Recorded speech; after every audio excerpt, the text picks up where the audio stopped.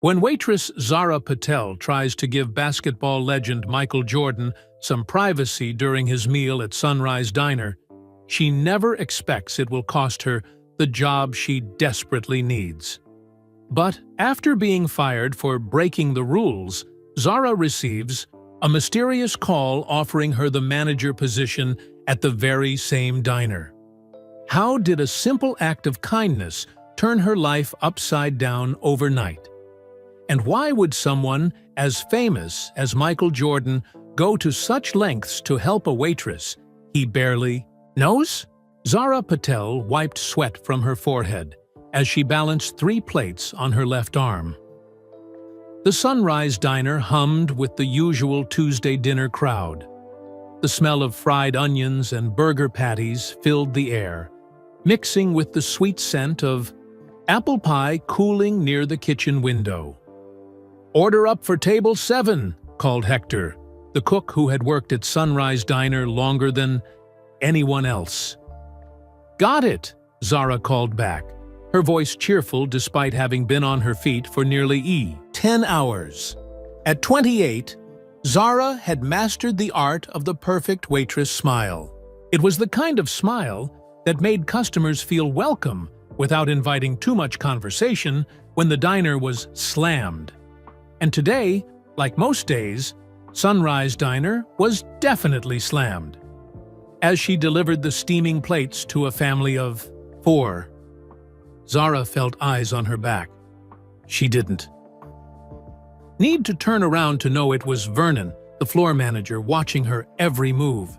Vernon had taken over 6 months ago, and since day 1, he'd made it clear that he ran a tight ship. "The ketchup bottle is nearly empty," Vernon said, appearing beside her as she finished setting down the plates. "And table 3 has been waiting for their check for 4 minutes." Zara nodded. "I'll take care of it right away." As Vernon walked away, Zara heard one of her regular customers whisper, "That man needs to lighten up." Zara just smiled and shrugged. She couldn't afford to complain about Vernon, not when her younger brother Raj depended on her. At 19, Raj was in his first year of college, studying computer science on a partial scholarship. The rest of his tuition, plus books and living expenses, came from Zara's tips and paycheck. Their parents had passed away 3 years ago in a car accident, leaving Zara to care for her brother. She'd put her own dreams of opening a small bookstore on hold. "Miss, can we get some more coffee?" called a voice from table 9. The next 3 hours passed in a blur of coffee refills, burger orders, and Vernon's constant corrections. By 9:30 p.m., the dinner rush had finally slowed. Only a few tables remained, occupied. Zara's feet ached, and she longed to sit down, but she still had closing duties ahead of her. "You can go on break," said Meg, another waitress who had worked at Sunrise for 5 years. "I'll cover your section." "You're a lifesaver," Zara said, gratefully sinking onto a chair in the break room. She pulled out her phone and saw a text from Raj. "Aced my coding test. Professor says I have natural talent. Might qualify for the coding competition next month." Zara smiled, her exhaustion momentarily forgotten. This was why she worked double shifts and put up with Vernon's micromanaging. Her brother's success made it all worthwhile. After a quick 10-minute break, Zara returned to the floor. The diner had emptied out even more. Only an elderly couple remained in Meg's section, and a businessman typing on his laptop sat in Zara's area. "I'm going to start on the closing checklist," Vernon announced, handing Zara a rag. "Wipe down all the tables in your section, even the empty ones. They're spotty." Zara bit back a sigh. The tables looked fine to her, but arguing with Vernon never ended well. As the clock neared 10 p.m., the elderly couple paid their bill and left. The businessman closed his laptop and followed shortly after. The diner stood empty, and outside, rain had started to fall, drumming against the large front windows. 30 minutes till closing, Vernon called from the back office. Make sure the sugar dispensers are filled before you go. Zara nodded, though Vernon couldn't see her. As she filled the sugar dispensers, the bell above the front door chimed. She looked up, ready to explain they were closing soon. A tall man, in a baseball cap and jacket, stepped in, shaking raindrops from his shoulders.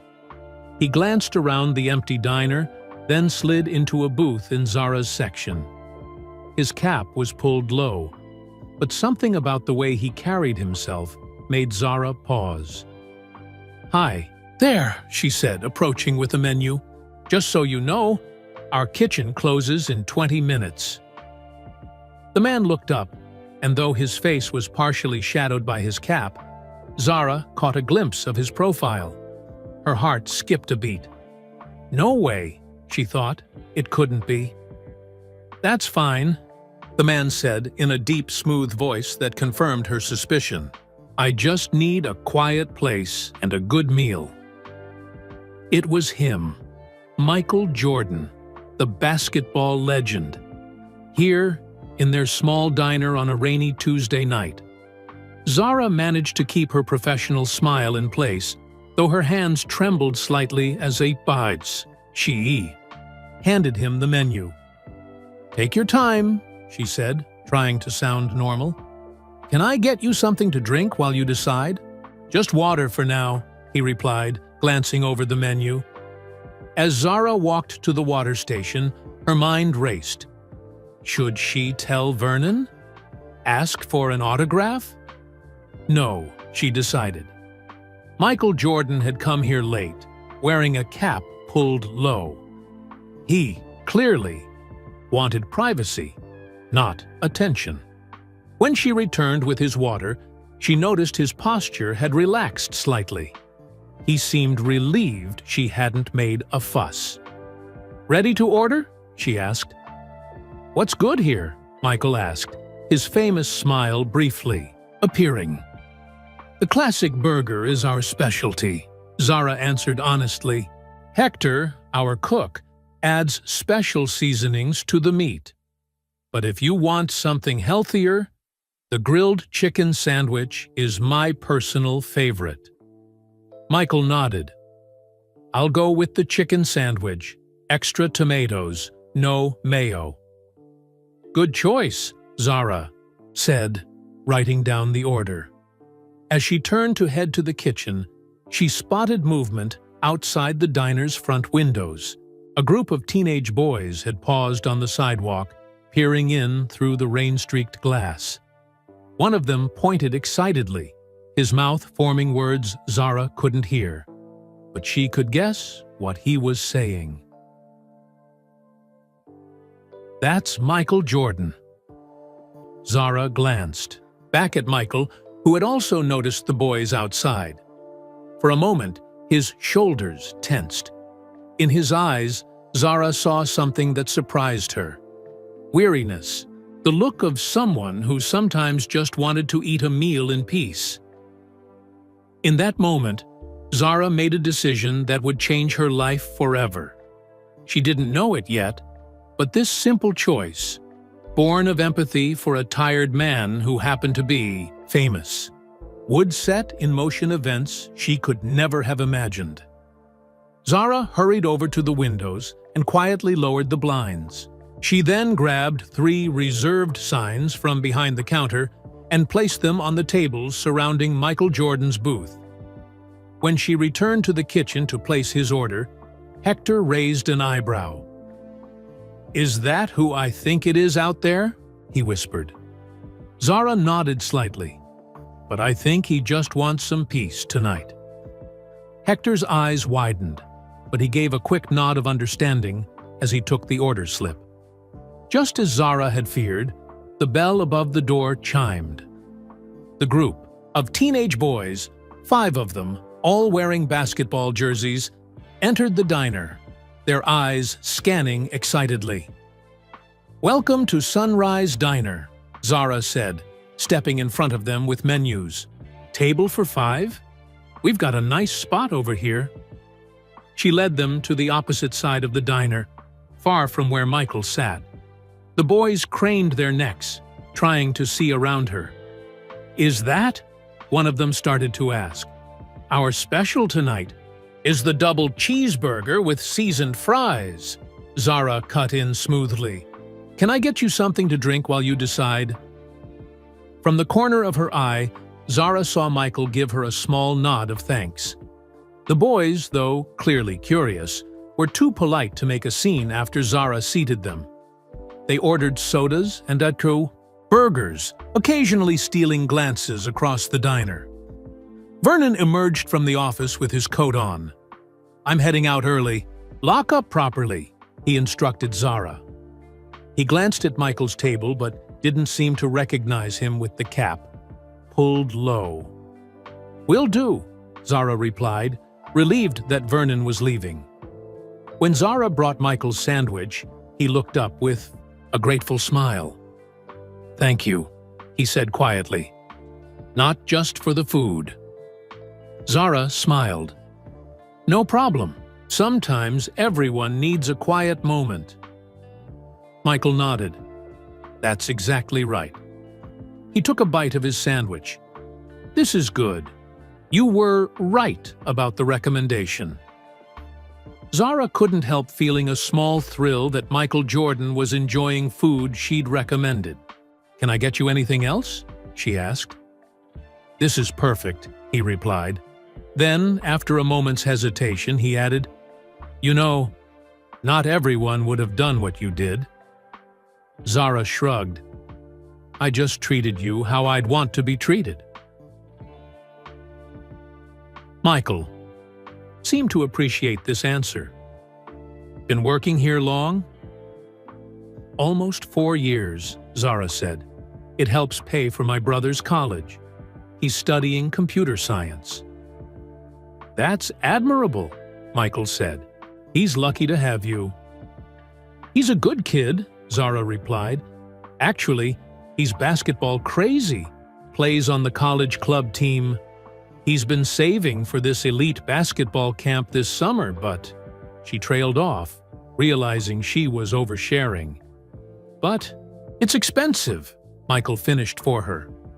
Zara nodded. "Very, but he'll get there eventually." When the teenagers finished their meal, they lingered, clearly hoping to approach Michael. Seeing this, Zara brought their check quickly. "Thanks for coming in, guys. We're closing in 5 minutes," she said, even though they actually had 15 minutes until closing time. As the boys reluctantly paid and left, Zara approached Michael again. "They're gone now. Would you like a slice of apple pie? On the house." Michael smiled but shook his head. "I appreciate it, but I should get going. Is there a back exit I could use?"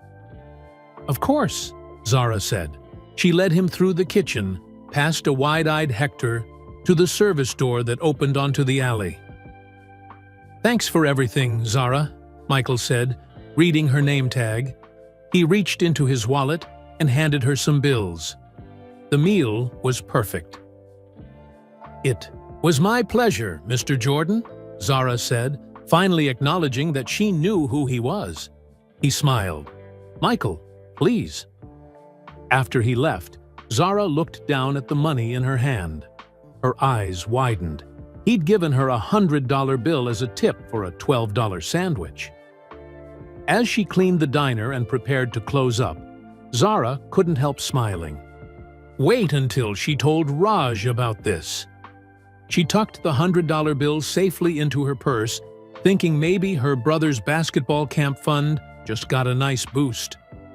Little did she know that her small act of kindness would soon cost her the job she depended on and open doors she never imagined possible.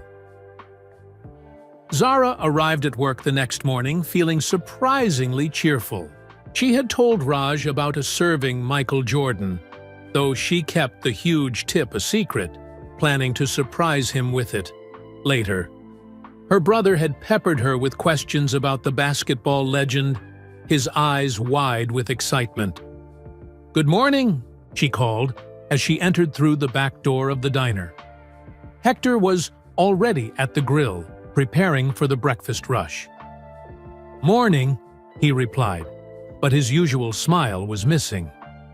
He glanced toward the office, then back at Zara with concern in his eyes. "Vernon's been asking about last night." Zara's good mood dimmed slightly. "What do you mean?" Before Hector could answer, Vernon's sharp voice cut through the kitchen. "Zara, my office, now!" With a worried look at Hector, Zara made her way to the small office at the back of the diner. Vernon sat behind the desk, his face stern. "Close. The door," he ordered. Zara did as she was told, her stomach tightening with anxiety. "I got a very interesting phone call this morning," Vernon began, tapping his fingers on the desk. "From a customer who was here last night." Zara remained silent, unsure which customer he meant. "He said you refused to seat him and his friends in most of the empty diner. Said you put up reserved signs on perfectly good tables. Said you rushed them out before closing time." Vernon's voice grew harder with each accusation. "He also said you were giving special treatment to some man in a baseball cap. Care to explain?" Zara took a deep breath. "That man was Michael Jordan. He clearly wanted privacy. So I—" "Michael Jordan?" Vernon interrupted with a harsh laugh. "You expect me to believe that? Michael Jordan doesn't eat at places like this." "It really was him," Zara insisted. "Ask Hector. He saw him too." "Oh, I did ask Hector. He said he couldn't see the customer's face clearly from the kitchen." Vernon leaned forward. "So you're telling me you closed off half my diner and turned away customers for some random guy you thought was Michael Jordan?" "I didn't turn them away," Zara explained. "I seated them on the other side." "You cost this business money," Vernon cut in again. "Those boys said they would have ordered dessert if you hadn't rushed them out." "I was just trying to what? Play favorites? Decide which customers deserve better treatment?" Vernon stood up, his face flushed with anger. "That's not your job, Zara. Your job is to serve everyone equally and to maximize business. Instead, you made decisions that weren't yours to make." Zara felt her eyes burning with tears, but she blinked them back. "I'm sorry if I made a mistake, but I really was just trying to help a customer who wanted some privacy." "Well, your help has consequences." Vernon pulled a form from his desk drawer. "I've been watching you for a while now. You're constantly chatting with customers instead of turning tables quickly. You give out free refills without checking with me first. And now this." With a sick feeling in her stomach, Zara realized what was happening. "I'm terminating your employment, effective immediately." Vernon pushed the form toward her. "Sign here." "You're firing me." Zara's voice came out as a whisper. "Over this? I'm firing you for repeatedly ignoring diner policy and making decisions above your pay grade." Vernon held out a pen. "Sign it." Zara's hand trembled as she took the pen. "Please, Vernon. I need this job. My brother should have been your motivation to follow the rules," Vernon finished coldly. "Sign the form, clean out your locker, and you can pick up your final check next week." With tears now freely running down her cheeks, Zara signed the termination form. Her mind raced with panic. How would she pay Raj's tuition? Their rent? The bills that were already piling up? "You can use the back door," Vernon said dismissively. "I don't want you upsetting the customers." In a daze, Zara walked to her locker. She could feel the stares of her co-workers as she emptied the small, metal box of her few belongings, a spare hairband, a toothbrush, a sweater for cold nights. Meg approached her, concern written across her face. "What happened?" "I got fired," Zara whispered, the reality of it hitting her fully. "For helping Michael Jordan have a quiet dinner." "That was really Michael Jordan?" Meg asked, her eyes wide. Zara nodded, too upset to explain further. "Vernon's being ridiculous," Meg said angrily. "We should all quit in protest." Despite her misery, Zara managed a small smile. "Don't do that. You need your job too." With her things stuffed into her backpack, Zara hugged Meg goodbye and slipped out the back door. The morning sun felt mockingly bright as she began the long walk home, her mind spinning with worries about the future. 4 years of loyal service ended because she'd shown kindness to a customer who happened to be famous. It wasn't fair, but life rarely was. What Zara didn't know was that across town, a phone was ringing. A call that would change her fortune in ways she couldn't begin to imagine. 3 days had passed since Vernon fired Zara. 3 days of scanning, job listings, filling out applications, and trying to hide her worry from Raj. She had enough savings to cover next month's rent and bills, but after that, things would get tight. On the morning of the 4th day, Zara sat at their small kitchen table, circling possible jobs in the newspaper. None paid as well as waitressing at Sunrise Diner, especially with the tips she had built up from regular customers over the years. Raj entered the kitchen, yawning and heading straight for the cereal box. "Any luck?" he asked, pouring himself a bowl. "A few possibilities," Zara said with forced cheerfulness. "The cafe near campus is hiring, and there's a diner across town that needs evening staff." Raj frowned. "The one that's a 40-minute bus ride away?" "Sis, that's too far. We can't be picky right now," Zara reminded him gently. The phone rang, interrupting their conversation. Zara picked it up, expecting it to be one of the places she had applied to. "Hello? Is this Zara Patel?" asked a woman's voice. It was unfamiliar, clear and confident. "Yes, this is Zara. My name is Diane Reynolds. I own Sunrise Diner." Zara's heart skipped a beat. In almost 4 years of working at the diner, she had never met the owner. Vernon always said Ms. Reynolds lived in another state and left the diner's operation entirely in his hands. "Oh," Zara managed to say, wondering if this was about her final paycheck. "I'd like to meet with you," Diane continued. "Are you available to come to the diner tomorrow? Morning around 10? Before the lunch rush." Zara hesitated. Was this some kind of trap? Would Vernon be there to yell at her again? "May I ask what this is about?" she asked cautiously. There was a brief pause. "Let's just say I've heard some interesting things about your time at Sunrise. I'd like to discuss them with you in person." Zara's palms felt sweaty. Maybe some of the regular customers had complained about her sudden disappearance, or maybe Meg had said something to defend her. "I'll be there," she agreed finally. "Wonderful. I'll see you tomorrow at 10. Ask for me at the counter." After hanging up, Zara stared at the phone in confusion. "Who was that?" Raj asked through a mouthful of cereal. "The owner of Sunrise Diner. She wants to meet with me tomorrow." Raj's eyebrows shot up. "Whoa, maybe she's going to offer your job back." "I doubt it," Zara said, though a tiny spark of hope flickered in her chest. Vernon made it pretty clear I was done there. "Well, Vernon's not the owner, is he? Raj pointed out.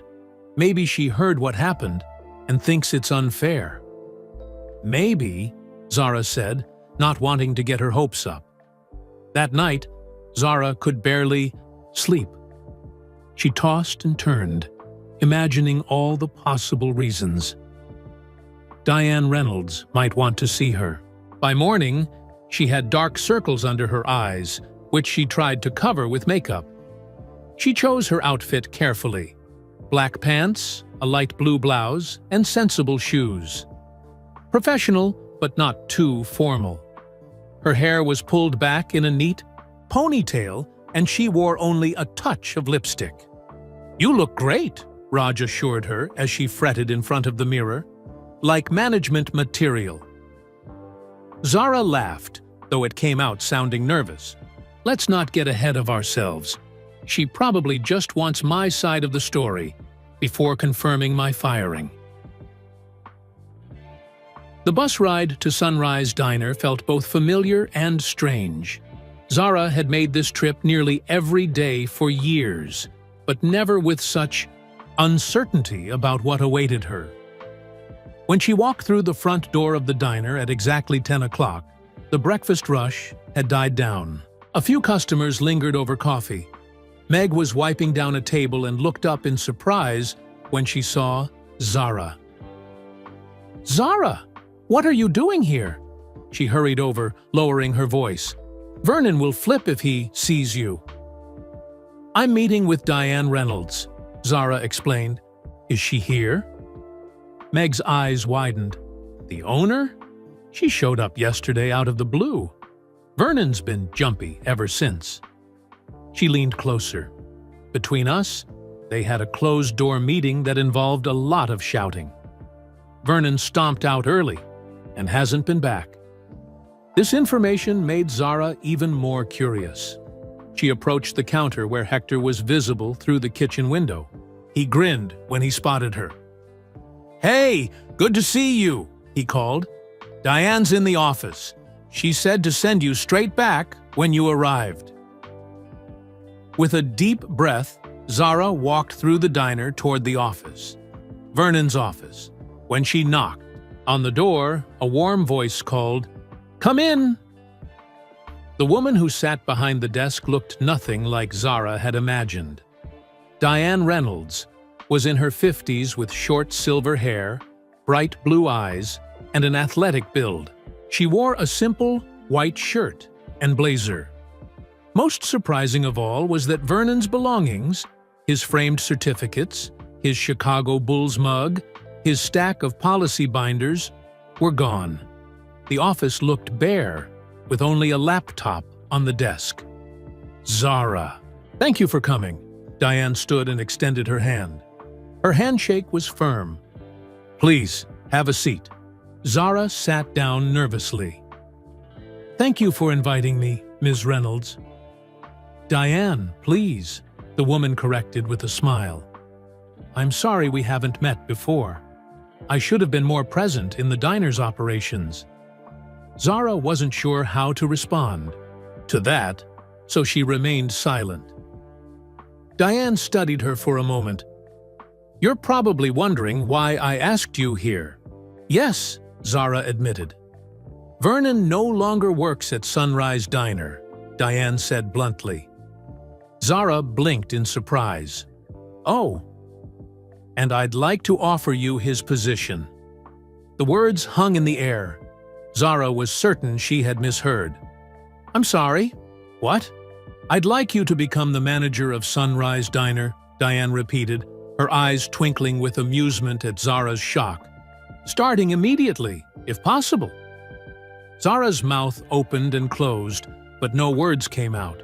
Finally, she managed to ask, "But why? I mean, I was just fired a few days ago." Diane leaned back in her chair. "Yes, for what I consider a completely ridiculous reason.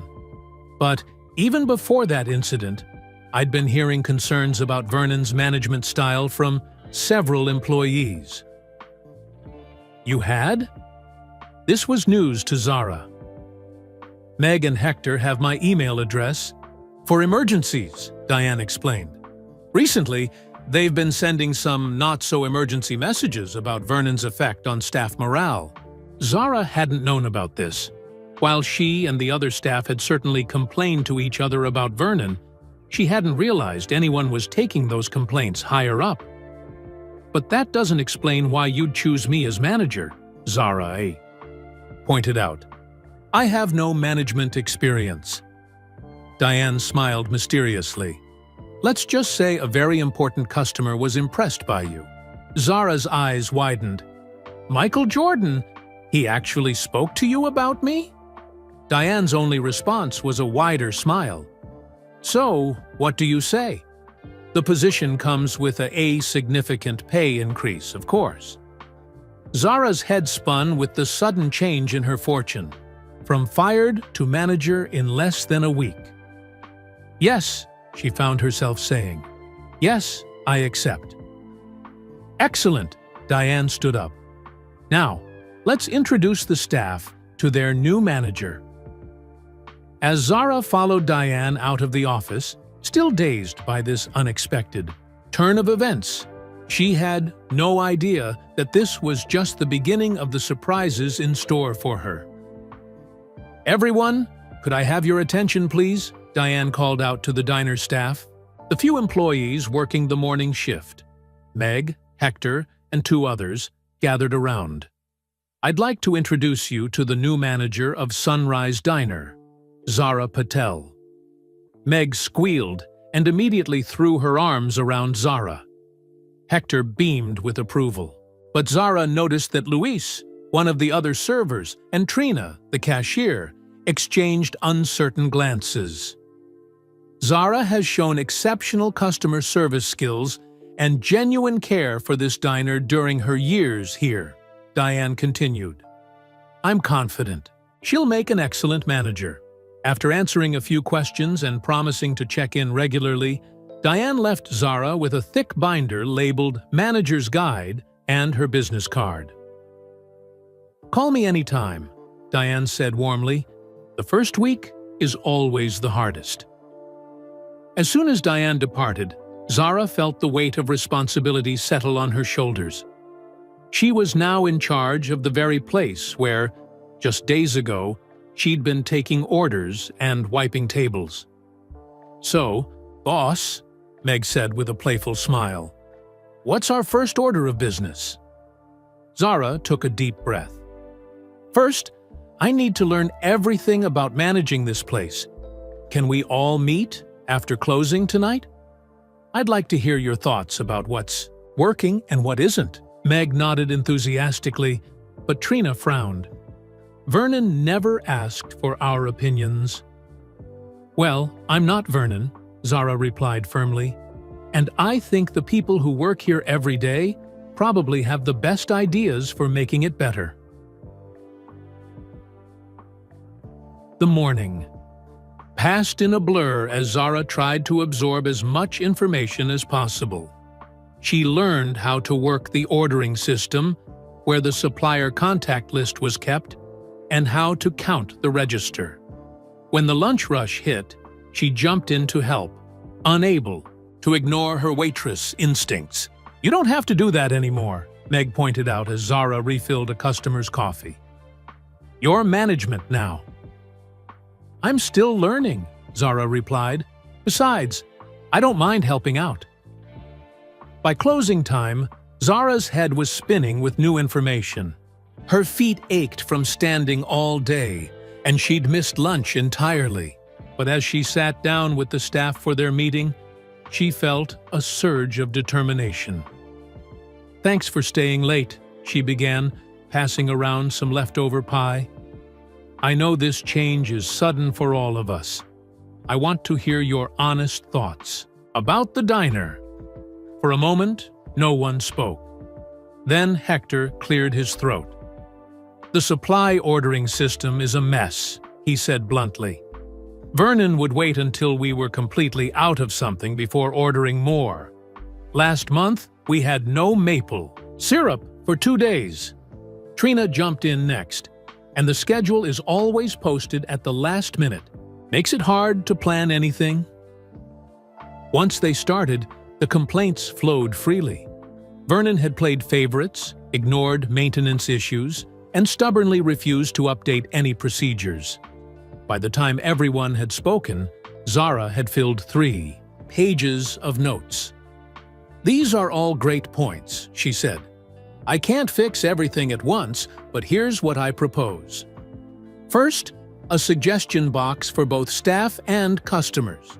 Second, I'll post schedules 2 weeks in advance. And third, let's create a proper inventory system so we never run out of supplies." The staff seemed cautiously optimistic, except for Luis, who had remained quiet throughout the meeting.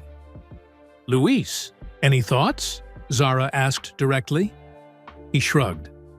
"No offense, but Meg has worked here longer than you. Shouldn't she have gotten the manager job?" The question hung awkwardly in the air. Zara glanced at Meg, who looked embarrassed. "That's a fair point," Zara acknowledged. "I didn't ask for this position, and if Diane had chosen Meg, I would have fully supported that decision." "I wouldn't want it," Meg said quickly. "Too much paperwork. I like serving customers." Luis didn't seem entirely convinced, but he nodded. "I just want things to run smoothly." "That's what we all want," Zara agreed. "And I'm going to need everyone's help to make that happen." The next day brought new challenges. A delivery arrived with the wrong items. A customer complained that his eggs were overcooked. The coffee machine began making strange noises. Each problem required Zara's attention, testing her problem-solving skills. By the end of her first week as manager, Zara had made several changes. She'd created AE Chan Customer of the Week program that recognized regular visitors. She'd ordered new uniforms, since the old ones were faded and worn. And she'd arranged for a maintenance worker to fix the leaky faucet in the restroom that Vernon had ignored for months. Not everything went smoothly. She accidentally ordered too many hamburger buns, which Hector pointed out would go stale before they could use them all. She scheduled Luis and Trina for the same shift, not realizing they had requested different days due to sharing childcare duties, and she still struggled with the complex bookkeeping system. On Friday evening, Zara stayed late to tackle the pile of paperwork that had accumulated on her desk. As she worked, she heard a knock on the office door. "Come in," she called, expecting Hector, who was closing that night. Instead, Meg entered, carrying 2 cups of coffee. "Thought you might need this," she said, placing one on the desk. "You've been in here for hours." Zara smiled gratefully. "Thanks. I'm still figuring out Vernon's filing system, if you can call it that." Meg sat down across from her. "You're doing great, you know. Everyone thinks so." "Even Luis?" Zara asked skeptically. "He's coming around," Meg assured her. "Today he said your new inventory checklist was actually a good idea." Zara laughed. "High praise indeed." "Seriously, though," Meg continued, "the diner feels different already. Better. People are smiling. More." "That's good to hear," Zara said. "I keep waiting for Diane to call and tell me there's been a mistake, that I'm not really qualified for this job." "There's no mistake," Meg said confidently. "Besides, I have a theory about why she chose you." "Oh?" Zara raised an eyebrow. "That night with Michael Jordan, you didn't just give good service. You showed good judgment. You protected a customer without making a big deal about it. That's what a good manager does." Zara considered this. "Maybe," she said. "I still wonder if he really did say something to Diane about me." "Guess we'll never know," Meg replied with a shrug. "Unless he comes back someday." As they chatted, Zara realized how much she valued Meg's friendship and support. Without it, this first week would have been even more overwhelming. By the time Zara finally left the diner that night, stars were twinkling in the clear sky. She felt exhausted but satisfied. Despite the challenges, she was beginning to believe she could do this job well. What she didn't realize yet was that someone was watching her progress very closely. Someone who had set these life-changing events in motion with a single phone call. 2 weeks into Zara's new role as manager, Raj burst into the diner during the afternoon lull. His face was flushed with excitement, and he was clutching an envelope in his hand. "Zara, you won't believe what happened," he exclaimed, rushing up to the counter where Zara was updating the specials board. "Slow down," Zara laughed, setting down her marker. "What's going on?" "This came in the mail today." Raj thrust the envelope forward. It was cream-colored and expensive-looking, with a logo Zara recognized immediately. Elite Basketball Academy, the prestigious camp Raj had dreamed of attending, but couldn't afford. "What is it?" she asked, though she could see from his expression it was good news. "I got a scholarship." Raj could barely contain himself. Full ride to their summer program, room, board, training, everything. Zara's eyes widened. "But how? Did you apply for one?" "That's the crazy part," Raj said, opening the letter for her to read. "I didn't apply for anything. The letter says I was specially selected based on a recommendation." Zara scanned the elegant letterhead and formal language of the letter. Sure enough, it stated that Raj Patel had been awarded a full scholarship to the Elite Basketball Academy's Summer Intensive Program, valued at $5,000. At the bottom was a handwritten note. "For a young man with great potential, recommended by someone who values kindness." Zara's breath caught in her throat. Could it be? The timing seemed too perfect to be a coincidence. Just weeks after she'd mentioned Raj's basketball dreams to Michael Jordan during that fateful dinner service. "This is amazing, Raj," she said, giving her brother a big hug. "When does it start?" "July 1st, he replied excitedly. "That's just 6 weeks away. I'll be training with some of the best coaches in the country. Can you believe it?" As Raj continued explaining all the details, Zara's mind raced. If Michael Jordan was behind this, it meant he hadn't just helped her get this manager position, he'd remembered her brother too. The thought was overwhelming. "Earth to Zara," Raj waved his hand in front of her face. "You zoned out. Are you okay with me being gone for 3 weeks this summer?" "Of course I am," Zara assured him. "This is a once-in-a-lifetime opportunity. You have to go." "I'll need some new basketball shoes," Raj said, his face turning serious. "My old ones are pretty worn out." Zara smiled. "I think we can manage that. The manager's salary is a lot better than what I made as a waitress." After Raj left, promising to share the news with his friends, Zara found herself staring at the scholarship letter again. The phrase, "someone who values kindness," seemed to be a clear message. But why would a basketball legend like Michael Jordan go to such lengths for a waitress who had simply shown him some courtesy? That evening, as Zara worked on the diner's books in her office, Hector knocked on the door. "Hey, boss," he said, using the nickname the staff had started calling her, half-jokingly. "We've got a situation with the grill. Can you come take a look?" The situation turned out to be a surprise celebration. The staff had bought a small cake that read, "Congrats, boss. 2 weeks survived." "You guys," Zara said, touched by the gesture, "you didn't have to do this." "It was Luis's idea," Meg revealed, nudging the usually quiet server. Luis shrugged, looking slightly embarrassed. "The place runs better with you in charge. Those new order pads you got us actually have enough space to write in special requests. Zara laughed.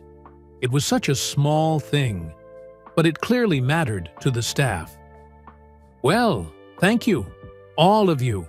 I couldn't do this without your help.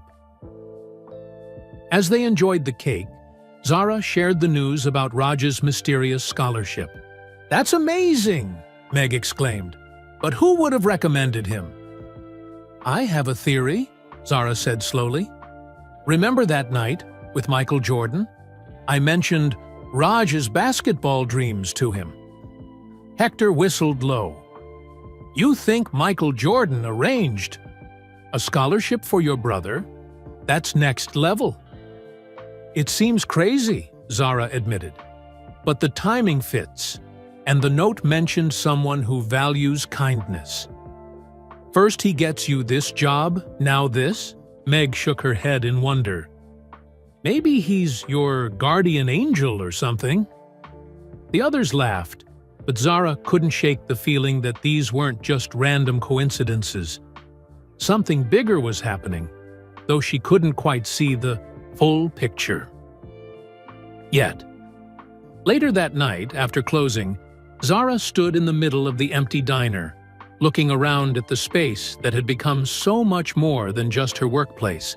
It was where her life had changed dramatically in just a few short weeks. Whether Michael Jordan was indeed behind these life-changing events or not, Zara was determined to make the most of this unexpected opportunity. She would make the Sunrise Diner the best it could be, for her staff, for the customers, and for herself. With renewed purpose, she turned out the lights and locked up, unaware that the diner was about to undergo even more remarkable changes in the weeks to come. Baruthiu, next morning, Zara arrived at the diner 30 minutes early as usual. She enjoyed these quiet moments before opening, planning the day ahead while sipping her first cup of coffee.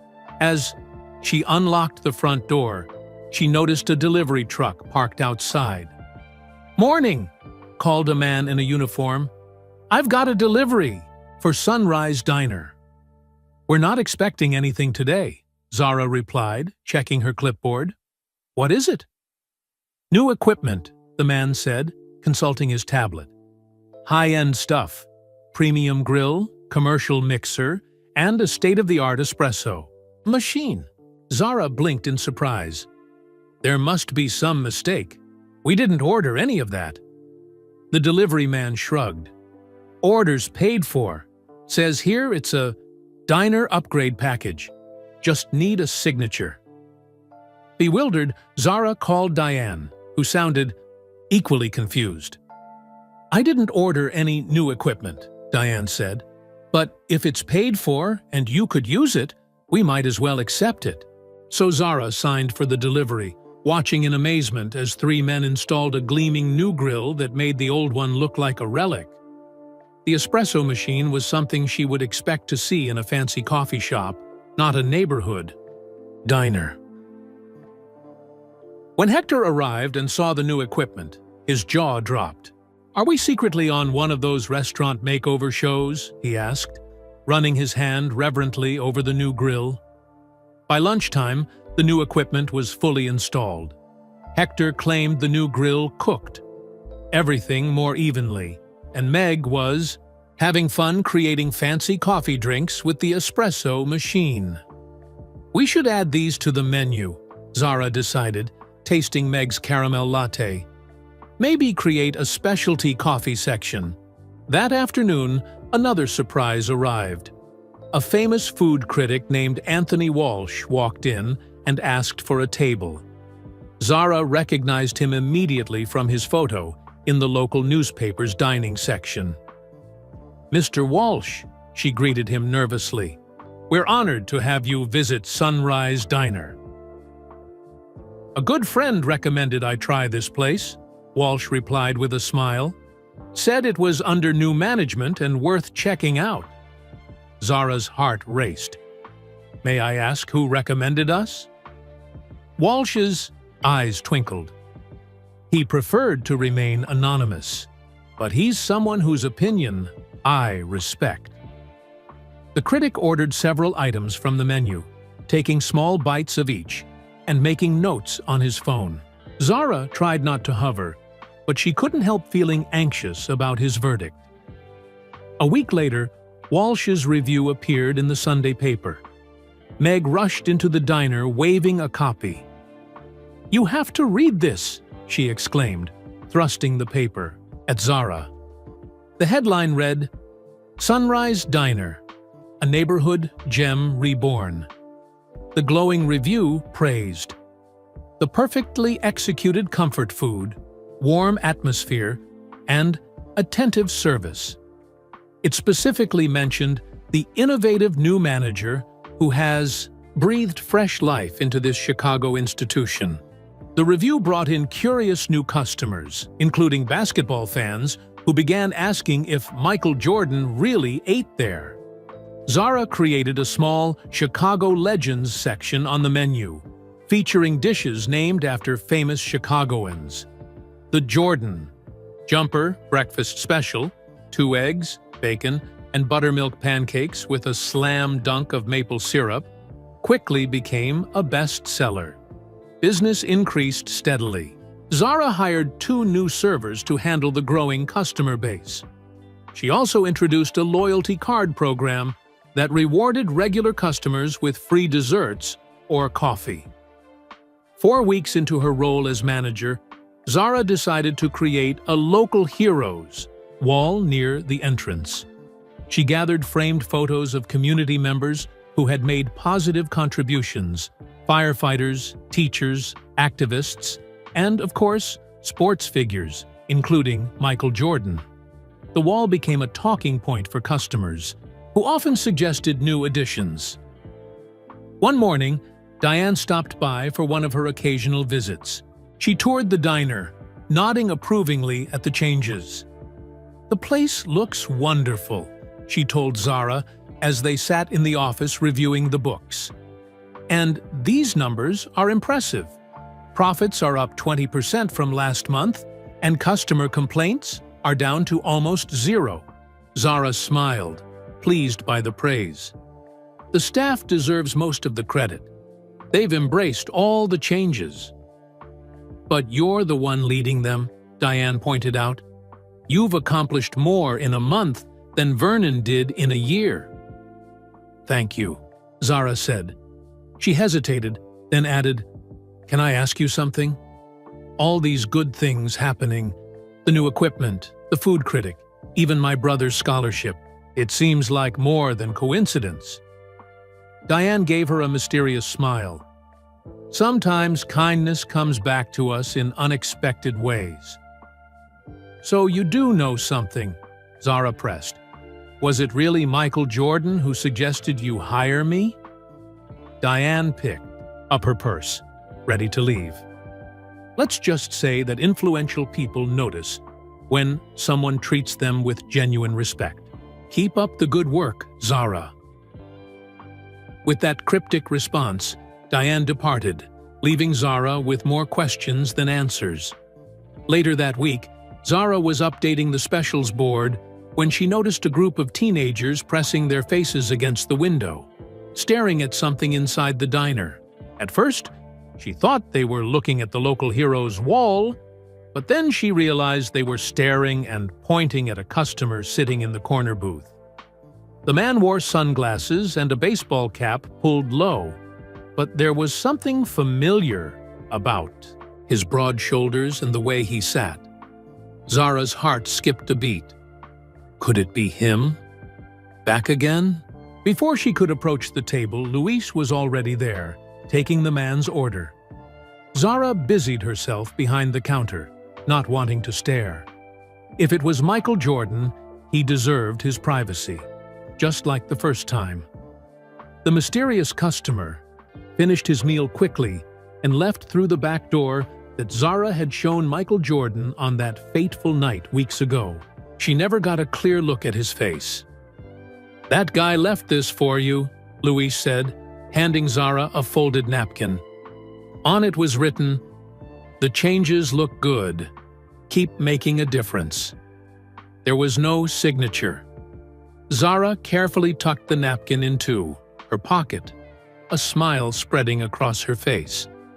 Whether her mysterious benefactor was Michael Jordan or someone else entirely, it was becoming clear that her simple act of kindness that night had set off a chain of events that continued to unfold in wonderful, unexpected ways. The following week brought even more unexpected developments. A delivery truck arrived early Monday morning with 6 brand-new tables and 24 matching chairs, crafted from beautiful dark wood that made the diner's old furniture look shabby by comparison. "I didn't order these," Zara told the delivery person, experiencing déjà vu from the kitchen equipment situation. "Already paid for," replied the woman, holding out a tablet for Zara's signature. "Note says it's part of ongoing renovations." Meg helped Zara arrange the new furniture, moving the old pieces to the storage room. "This is getting weird," Meg commented. "Secret benefactors, mystery deliveries. It's like we're in a movie or something." "I know," Zara agreed. "I wish whoever is behind all this would just come forward." That afternoon, the mystery deepened further when a young man in a business suit entered the diner. He introduced himself as Jason Kim from the Chicago Tribune's business section. "I'm doing a feature on successful local businesses," he explained. "Someone suggested Sunrise Diner would make an interesting story." "Who suggested us?" Zara asked. Jason checked his TD notes. "The recommendation came through my editor. Said you've recently undergone impressive management changes." The article appeared 3 days later, featuring a photo of Zara standing proudly in front of the diner. The headline read, "Rising with the Sunrise, How New Leadership Transformed a Neighborhood Diner." The story detailed the diner's recent improvements and increased business, quoting several regular customers praising the changes. One particular section caught Zara's attention. Sources close to the situation suggest that basketball legend Michael Jordan was impressed by the establishment during a recent visit, potentially leading to the management shakeup that has revitalized this Chicago eatery. When Zara showed the article to Diane during her weekly check-in call, the owner chuckled. "The press loves a good celebrity angle." "But is it true?" Zara pressed. "Was Michael Jordan really involved in my promotion?" "Let's focus on the positive publicity," Diane replied, skillfully avoiding the question. "This article will bring in even more customers." She was right. The weekend following the article's publication was the busiest the diner had seen in years. Basketball fans began stopping by regularly, hoping to catch a glimpse of Michael Jordan. Tourists added the diner to their Chicago itineraries, taking photos with the Jordan jumper special mentioned in the article. Zara created a sign-in, book for visitors, and started a wall where customers could pin their photos and notes. The community feel of the diner grew stronger with each passing day. Then came the strangest development yet. A professional interior designer arrived one morning, claiming she had been hired to refresh the diner's look. "I'm supposed to meet with the manager to discuss color schemes and layout," she said, pulling out a portfolio of design concepts. "I'm the manager," Zara told her, "but I didn't hire an interior designer." The woman checked her notes. "My client hired me on your behalf. They asked to remain anonymous, but said you have final approval on all changes." Zara was speechless. Who would go to such lengths and expense to help the diner? The designer's portfolio showed tasteful updates that would preserve the diner's classic feel while modernizing its appearance. "These look wonderful," Zara admitted, "but I can't authorize this without knowing who's paying for it." The funds have already been placed in escrow, the designer explained. The work is fully paid. 4. You just need to approve the designs and schedule the renovation. After consulting with Diane, who seemed unsurprised by this latest development, Zara agreed to the redesign. The work would be done gradually, in sections, so the diner could remain open throughout the process. That evening, as Zara was catching up on paperwork, Raj called with excitement in his voice. "You'll never guess who visited our basketball practice today," he exclaimed. Zara's heart skipped a beat. "Who?" "Coach Thompson. He's one of the top trainers at Elite Basketball Academy. He came to specifically watch me play and give some pointers. He mentioned he knows someone who thinks I have potential." "That's amazing, Raj," Zara said, her mind racing with possibilities. "Did he mention who recommended you?" "No," Raj replied, "just that it was someone important in basketball circles." "Zara, do you think it could be Michael Jordan? The guy you helped at the diner?" "I don't know," Zara said honestly. "But something strange is definitely happening." After hanging up, Zara stood by the diner's front window, looking out at the street. The pieces of the puzzle were starting to come together, but the complete picture remained just out of reach. 6 weeks had passed since Zara became manager of Sunrise Diner. The morning routine now felt familiar, checking inventory, reviewing the day's specials with Hector, and greeting the early breakfast crowd with a warm smile. The interior designer had completed the first phase of renovations, giving the dining area a fresh, modern look while maintaining its classic diner charm. Zara had just finished arranging the new flower centerpieces on each table when the front door swung open with such force that the bell nearly flew off. Vernon stood in the doorway, his face red with anger. "Where's Diane?" he demanded, stomping toward Zara. "I need to speak with her immediately." Zara straightened her shoulders, willing her voice to remain steady. "Diane isn't here. I'm the manager now. Can I help you with something?" Vernon sneered. "You're not qualified to manage a lemonade stand. I want my job back, and I'm prepared to sue if necessary." Meg approached, looking concerned. "Everything okay, boss?" "It's fine," Zara assured her, though her heart was racing. Vernon was just leaving. "I'm not going anywhere," Vernon insisted, raising his voice. "This job was stolen from me based on lies. I know what really happened. You made up that story about serving Michael Jordan to get sympathy, then somehow convinced Diane to fire me." A few customers glanced over, disturbed by the commotion. Zara took a deep breath, then gestured toward her office. "Let's discuss this privately," she suggested. Vernon followed her, continuing his tirade once the door closed. "I've got 15 years of restaurant management experience. You've got what? A few weeks? This is ridiculous." "Vernon," Zara began calmly, "I understand you're upset." "Save it," he cut her off. "I've already contacted my lawyer. Wrongful termination is a serious matter. I'll take this all the way to court, if I have to." Before Zara could respond, there was a knock at the office door. Luis poked his head in, looking apologetic. "Sorry to interrupt," he said, "but there's a health inspector here for a surprise evaluation." Vernon's face twisted into a smug smile. "Perfect timing. Let's see how you handle this."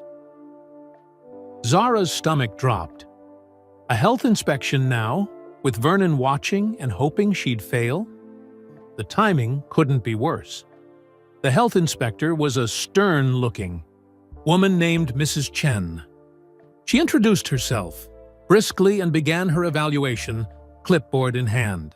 Zara followed her throughout the diner, answering questions and providing documentation as requested. Meanwhile, Vernon hovered nearby, pointing out potential issues. "You might want to check under that grill," he suggested to Mrs. Chen. "2. Never got cleaned properly when I was manager." To Zara's relief, the new grill had a removable tray that Hector cleaned daily. Mrs. Chen nodded approvingly at its spotless condition. For the next 2 hours, Mrs. Chen examined every corner of the diner, from the temperature of the refrigerators to the cleanliness of the restrooms. She seemed particularly impressed by the new organizational system Zara had implemented for storing food. "Most diners I inspect don't label their shelves with expiration dates," Mrs. Chen commented. "That's a nice touch." Vernon grew increasingly agitated as the inspection continued without revealing any major issues. Finally, Mrs. Chen completed her evaluation and turned to Zara. "Congratulations," she said, handing over the inspection report. "Sunrise Diner receives an A rating. Perfect score. I'll be noting your excellent food storage practices in my report as a model for other establishments." Zara couldn't hide her smile. "Thank you, Mrs. Chen." After the health inspector left, Vernon stood in the middle of the diner, looking deflated. "This isn't over," he warned, but his voice lacked its earlier conviction. "Actually, it is," came a voice from the doorway. Diane had arrived, elegant as always in her tailored blazer. "Diane," Vernon sputtered, "I've been trying to reach you. We need to discuss my unfair termination." "There's nothing to discuss," Diane replied firmly. "You were let go for cause. After multiple staff complaints about your management style, Zara is the manager now, and as you can see..." She gestured to the perfect health inspection report in Zara's hand. "She's doing an excellent job." Vernon's face darkened. "This is about that Michael Jordan story, isn't it? You believe her over me?" "This is about results," Diane said simply. "Under Zara's management, profits are up, customer satisfaction is up, and staff turnover is down. I suggest you move on, Vernon." For a moment, it looked like Vernon might argue further. Then, his shoulders sagged in defeat. Without another word, he turned and left the diner. "Thank you," Zara said to Diane once he was gone. "Your timing was perfect." Diane smiled. "I got a call from Mrs. Chen this morning. She mentioned she'd be inspecting Sunrise today and thought I might want to be present. She's an old friend." "Another coincidence?" Zara asked, raising an eyebrow. "Life is full of them," Diane replied with that now familiar mysterious smile. After closing that evening, when the last customer had left and the staff had gone home, Zara found herself alone in the diner. The day's tension finally caught up with her, and tears filled her eyes. She sank into a booth, overwhelmed by a mixture of relief, pride, and lingering stress. She'd faced down Vernon and passed a surprise health inspection with flying colors. The renovations were proceeding smoothly, and business was better than ever. By any measure, she was succeeding as manager. Yet, doubts still nagged at her. Had she truly earned this position, or was it handed to her because of Michael Jordan's influence? Would she have received these opportunities without that chance encounter? And why would someone so famous and important go to such lengths? To help a waitress who had simply shown him a basic kindness? As Zara wiped away her tears, she made a decision. She needed answers, real ones, not the cryptic hints Diane kept offering. Somehow, she would uncover the truth behind these mysterious events, even if it meant confronting Michael Jordan himself. What Zara couldn't know was that answers were already on their way, and they would exceed her wildest expectations. A week after the confrontation with Vernon, Zara was reviewing the diner's finances when she noticed something remarkable. Despite all the renovations and new equipment, their operating costs hadn't increased significantly. In fact, with the boost in customers, they were making more profit than ever before. This gave Zara an idea. She remembered her own family's struggles after her parents died, how a few free meals from kind neighbors had made a difference during those difficult times. What if the diner could give back to the community in a similar way? The next morning, she presented her idea at the staff meeting. "I'd like to start a community table program," she explained. "One night a week, we'll offer free meals to families going through hard times." "Who would qualify?" Luis asked practically. "Anyone who needs it," Zara replied. "No questions asked. We'd set aside Wednesdays from 5–7 p.m. We're usually slower. Then, anyway." "Won't people take advantage?"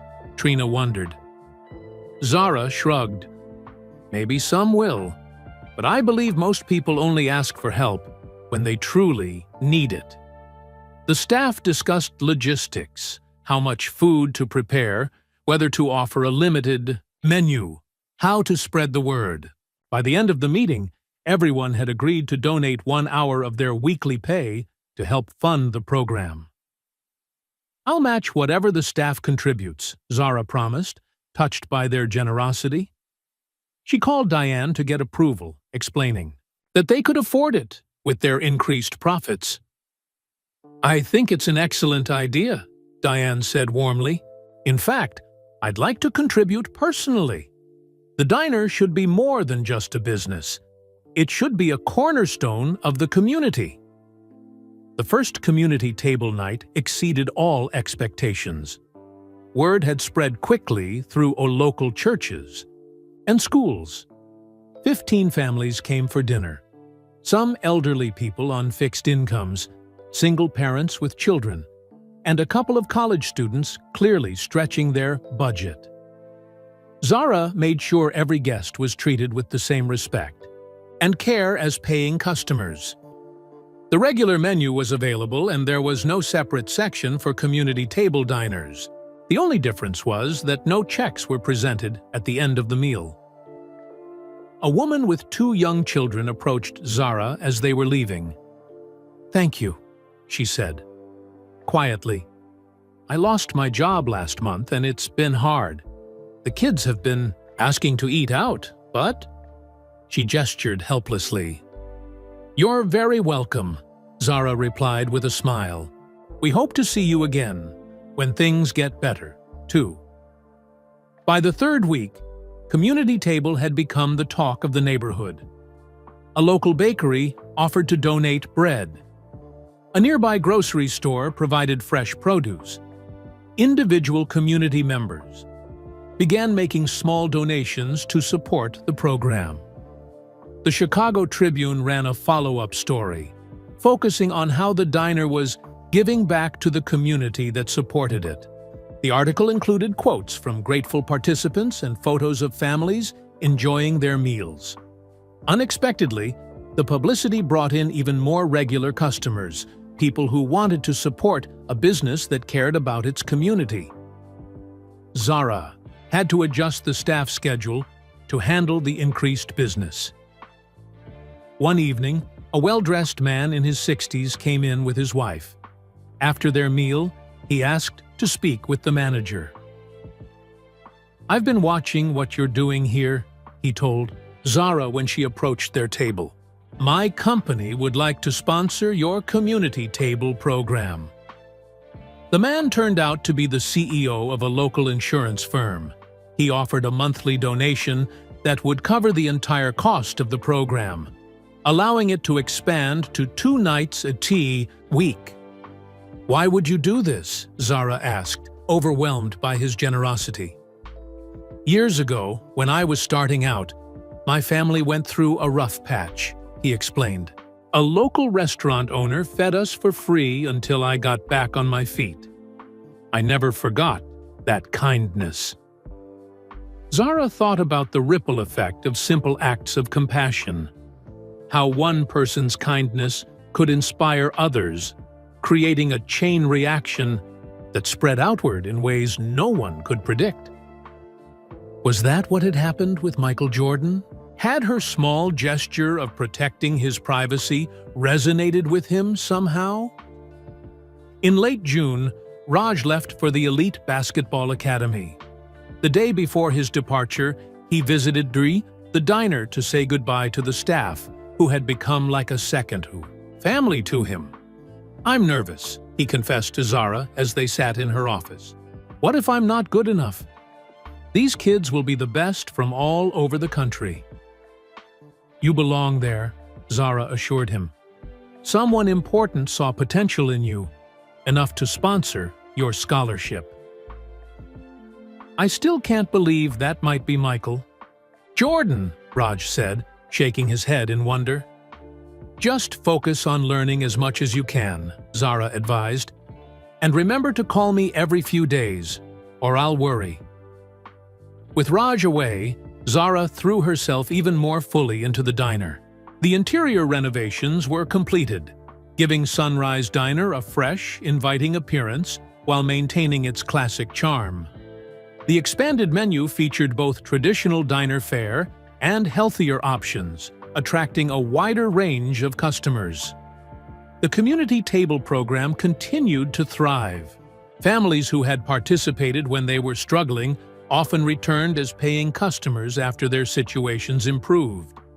Some even volunteered to help serve on community table nights, wanting to give back. 3 weeks into Raj's camp, he called, Zara bubbling with excitement.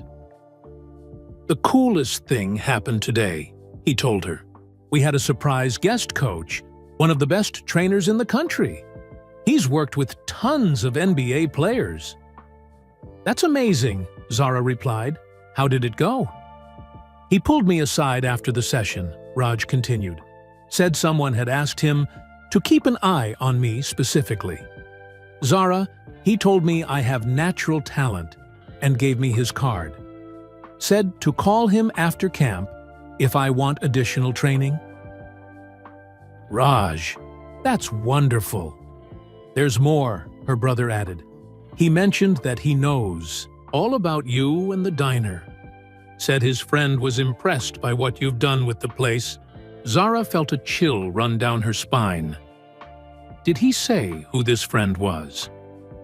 "No, but—" Raj hesitated. "One of the other kids overheard and said the trainer mostly works with Chicago Bulls players." After hanging up, Zara sat at her desk, more convinced than ever that Michael Jordan was behind the extraordinary changes in her life. But why go to such lengths for a waitress who had simply shown him a common courtesy? The answer to that question would come sooner than she expected, and in a way that would transform not just her future, but the future of Sunrise Diner itself. 3 months had passed since Zara's promotion to manager. The diner had undergone a remarkable transformation, from the updated interior and menu to the thriving community table program. Even the staff seemed different, working together with a sense of pride and purpose that had been missing under Vernon's management. One morning in late July, Diane called with exciting news. "I've been looking through the records," she said, "and I realized that Sunrise Diner is approaching its 30th anniversary next week. We should celebrate." "That's a great idea," Zara agreed. "We could have a special menu, maybe some decorations." "I'm thinking something bigger," Diane interrupted. "A proper celebration with the whole community. The diner has been a neighborhood fixture for 3 decades. That deserves recognition." Over the next few days, Zara and the staff planned an anniversary event. They created flyers inviting current and former customers, decorated the diner with photos showing its evolution over 30 years, and prepared a special menu featuring popular items from different eras of the diner's history. Meg discovered old employee records and tracked down several former waitresses and cooks, including the original chef who had retired 10 years earlier. Luis, who had artistic talent no one knew about, created a beautiful hand-painted banner for the front window. The day before the celebration, Diane arrived with an announcement. "I have some exciting news to share tomorrow," she told Zara mysteriously. "It involves the future of Sunrise Diner, and yours too." "What do you mean?" Zara asked, intrigued. "You'll find out tomorrow," Diane replied with a wink. "Just make sure everything's perfect for the celebration." The anniversary celebration exceeded all expectations. By noon, the diner was packed with customers old and new. Former employees shared stories of their time at Sunrise. Regular customers reminisced about first dates, family breakfasts, and other significant moments they'd experienced at the diner over the years. Hector had outdone himself with the special menu, and Zara made sure every guest felt welcomed and appreciated. Even the local news station sent a reporter to cover the event. Mid-afternoon, Diane clinked a spoon against her water glass to get everyone's attention. "Thank you all for coming to celebrate 30 wonderful years of Sunrise Diner," she began. "When my late husband and I opened this place in 1994, we wanted to create more than just a restaurant. We wanted a community gathering spot where everyone would feel welcome." She gestured around the packed diner. "Looking at all of you today, I can say we achieved that dream. And now, I'm excited to announce the next chapter for Sunrise." The room fell silent as everyone waited for her news. "I've decided to expand," Diane announced. "Next month, we'll begin work on a second Sunrise Diner location across town." Murmurs of surprise and excitement rippled through the crowd. "Furthermore," Diane continued, "I've asked Zara Patel to oversee both locations as our new director of operations." All eyes turned to Zara, who stood frozen in shock. This was the first she'd heard of either the expansion or her promotion. "In just 3 months," Diane went on, "Zara has transformed this diner with her innovative ideas and genuine care for both customers and staff. I can think of no one better to lead Sunrise Diner into its next 30 years." The crowd erupted in applause. Meg hugged Zara tightly, while Hector gave her a thumbs up. From the kitchen doorway, even Luis was smiling broadly. "Speech!" someone called, and others joined in the chant. Still dazed, Zara found herself standing beside Diane at the center of the diner. "I don't know what to say," she began honestly. 3 months ago, I was a waitress here. Today," she shook her head in wonder, "I'm grateful to Diane for this incredible opportunity, and to all of you, our amazing staff and loyal customers who make Sunrise Diner special." She looked around at the familiar faces. "This diner has become my second home, and all of you feel like family. I promise to do my best to preserve what makes Sunrise special, while helping it grow." The celebration continued into the evening. As the crowd finally began to thin, a delivery arrived, an enormous gift basket wrapped in cellophane and tied with a red ribbon. "Special delivery for Zara Patel," the courier announced. Curious, Zara accepted the heavy basket. Inside were various basketball-themed items, a signed Chicago Bulls jersey, a basketball, books about the sport's history, and even tickets to an upcoming game. The card simply read, "To new beginnings. Keep making a difference." There was no signature. "Secret admirer?" Meg teased, peering at the contents. Zara shook her head, unable to speak past the lump in her throat. The message was clear, even without a name.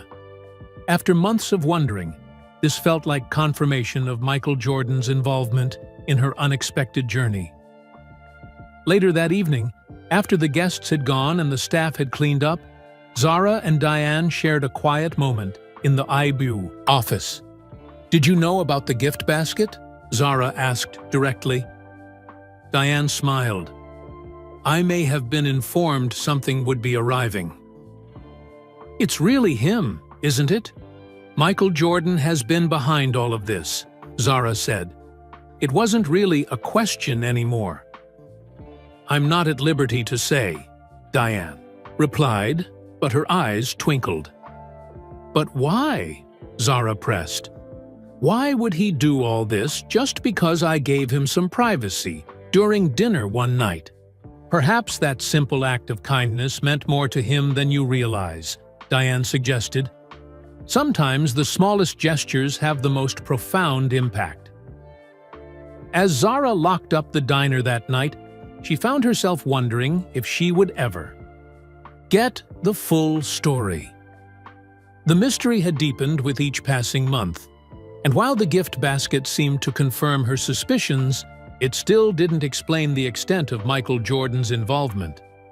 Little did she know that in just 1 week, all her questions would be answered when the man himself would walk through the doors of Sunrise Diner once again. The morning started like any other. Zara arrived early to go through invoices and prepare for the day. Since the anniversary celebration, business had been better than ever. Plans for the second location were moving forward, with Zara reviewing potential sites with Diane. Raj had returned from basketball camp with newfound confidence and impressive skills. The trainer had arranged for him to participate in upcoming showcase events, where college scouts would be present. His dream of earning a full athletic scholarship suddenly seemed within reach. As Zara refilled the sugar dispensers, she noticed a sleek black car pull up outside the diner. It was barely 7 a.m., and they weren't officially open yet, but something made her unlock the door anyway. A tall man in sunglasses stepped out of the car, followed by a woman Zara recognized immediately as Diane. They walked toward the diner, and as they came closer, the man removed his sunglasses. Zara's heart skipped a beat. There was no mistaking that face. It was Michael Jordan. "Good morning, Zara," Diane greeted warmly. "I hope you don't mind us stopping by before opening." "Of course not," Zara managed to say, holding the door open. Her hands trembled slightly as Michael Jordan himself walked past her into the diner. "It looks even better than last time," he commented, glancing around at the renovated space. "Thank you," Zara replied, finding her voice. "Would you like some coffee?" "That would be great," he said with that famous smile. "Black, please." Zara moved behind the counter, grateful for the familiar task to steady her nerves. Michael and Diane sat at the counter, talking quietly as she prepared the coffee. "Please join us," Michael invited as she set the cups down. "We have some things to discuss." Zara took a seat, her mind racing with questions. After months of mystery and speculation, here he was, the man she believed had transformed her life, with a single phone call. "First," Michael began, "I want to thank you properly for that night back in April. It might seem small to you, but having someone treat me like a normal person who just wants to eat in peace, that doesn't happen often in my life." "It was nothing," Zara said modestly, "just common courtesy." "But that's exactly it," Michael leaned forward. "Common courtesy isn't common anymore. When I heard you got fired for helping me, I was upset, really upset." "So you did call Diane?" Zara asked, finally getting confirmation. Michael nodded. "Diane and I go way back. Her husband was one of my financial advisors when I first joined the Bulls. When I told her what happened, she was already unhappy with Vernon's management style.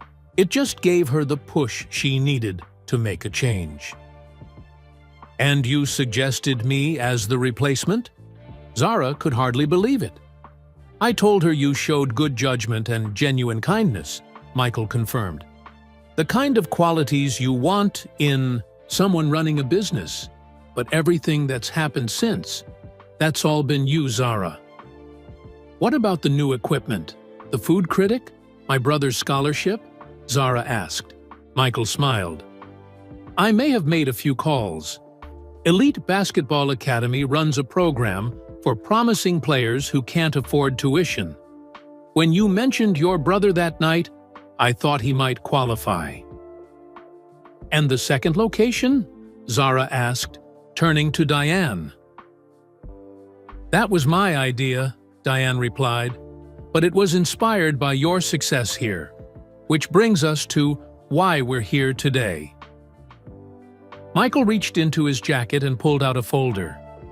After seeing what you've accomplished, with Sunrise Diner, Diane and I started talking about a larger opportunity. He slid the folder toward Zara. Inside was a business proposal titled Sunrise Community Diners, a new restaurant concept. We want to create a chain of community-focused diners, Diane explained, places that serve good food at reasonable prices and give back to their neighborhoods through programs like your community table. And we want you to run it, Michael added, as the operations director for the entire brand. Zara stared at them, speechless. But why me? Because you understand that a restaurant can be more than just a business, Michael said, simply. It can be a place that brings people together and makes a difference in their lives. I've been in the restaurant industry for 30 years, Diane added, and I've never seen anyone transform a place the way you have in just 3 months. But I don't have the experience or education for something this big, Zara protested. You have something more valuable, Michael countered, natural leadership ability and a genuine connection with people. The rest can be learned. He explained the details of their proposal. They would start with 5 locations across Chicago, with plans to expand to other cities if successful. Michael T. Doherty would be the primary investor, with Diane providing industry expertise. Zara would oversee day-to-day operations and help develop the brand's community outreach programs. We'd like Raj to be involved too, if he's interested, Michael added, maybe in marketing or community relations during his college breaks. Zara's eyes filled with tears. I don't know what to say. Say yes, Diane encouraged.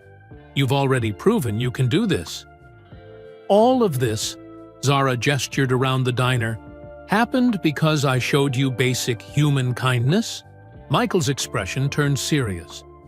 Throughout my career, I've been treated like a commodity, a brand, a legend, rarely just as a person. What you did that night reminded me of something important. That simple kindness matters. It can change lives. He continued, I've been blessed with success and resources, using some of that to help. Someone who showed me genuine kindness, that feels right to me.